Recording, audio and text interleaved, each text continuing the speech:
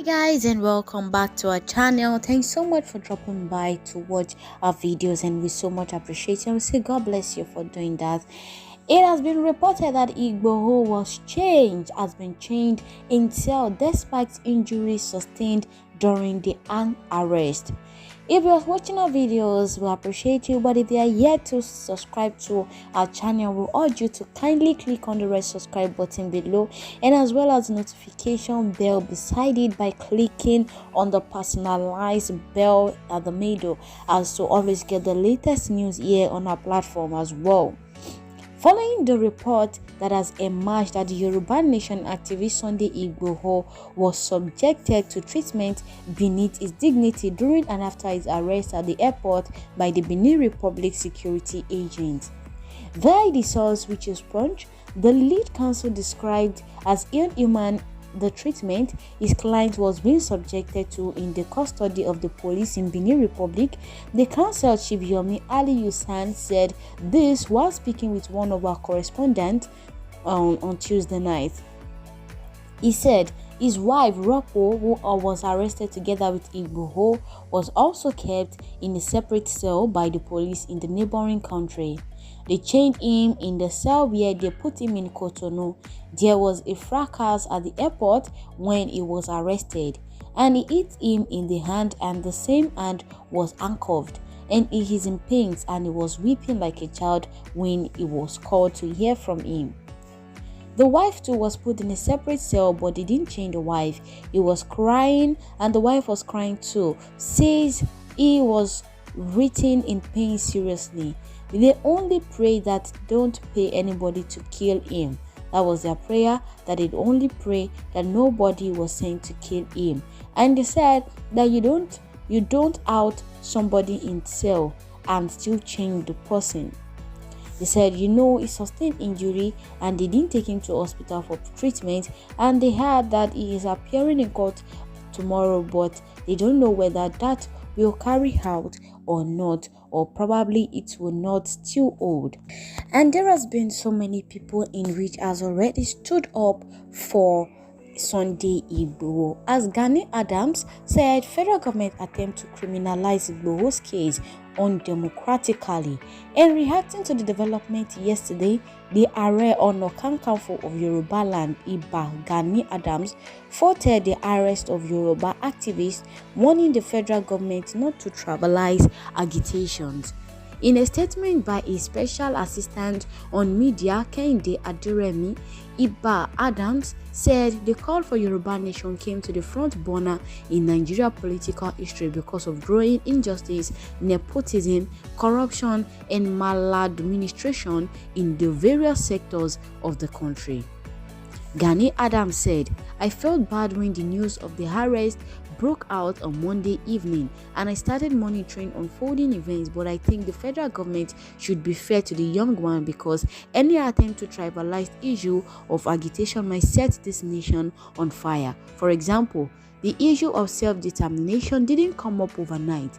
It was the result of long years of injustice, nepotism, corruption occasioned by bad leadership. So, the federal government will be making a big mistake if it decides to treat agitators of the Yoruba Nation as common criminals or enemy. Igboho has a right to his freedom, and there is nothing wrong for him to seek asylum in the Republic of Benin, and he is entitled to seek refuge in a foreign land if he thinks his safety cannot be guaranteed here in Nigeria. He is still a freedom fighter and had never been violent in the struggle, so the federal government must stop hunting him around like common criminal. He deserves his liberty under the law, and that is why the federal government must handle his case with care. Besides, the government of Republic of Benin must also protect him under the law. The extradition treaty of 1984 among Togo, Nigeria, Ghana, and Republic of Benin excluded political fugitives.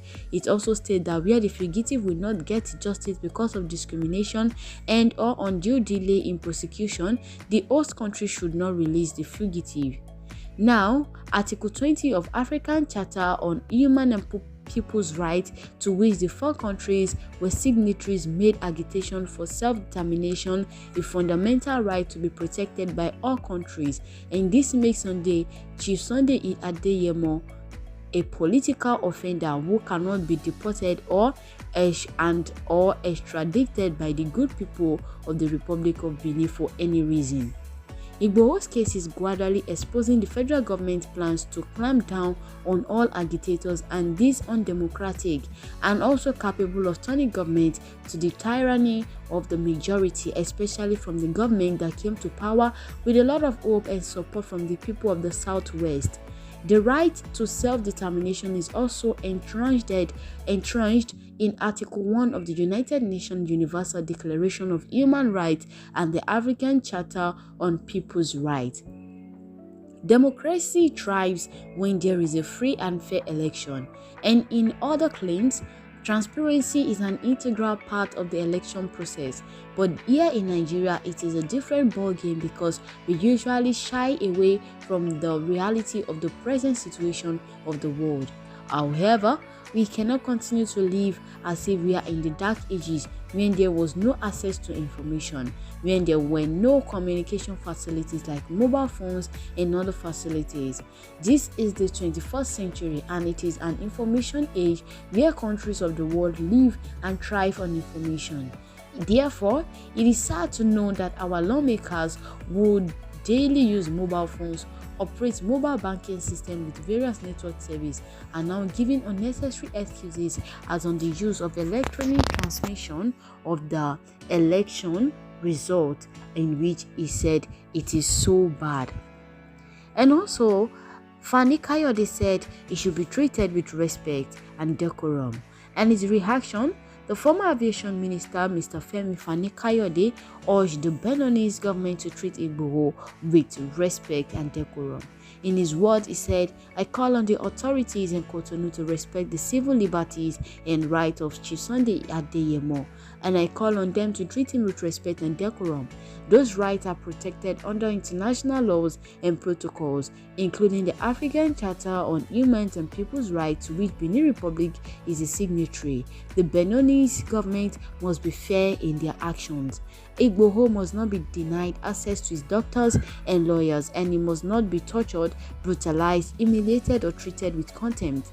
The whole world is watching, and we shall continue to monitor the event with concern and need interest." Alright guys, don't forget to click on the red subscribe button below as we bring to your notice the latest news in town, and as well click on notification bell, which is the most important to make you access the latest news here on our platform. Thank you so much. Stay tuned and bye for now. I will say God bless you.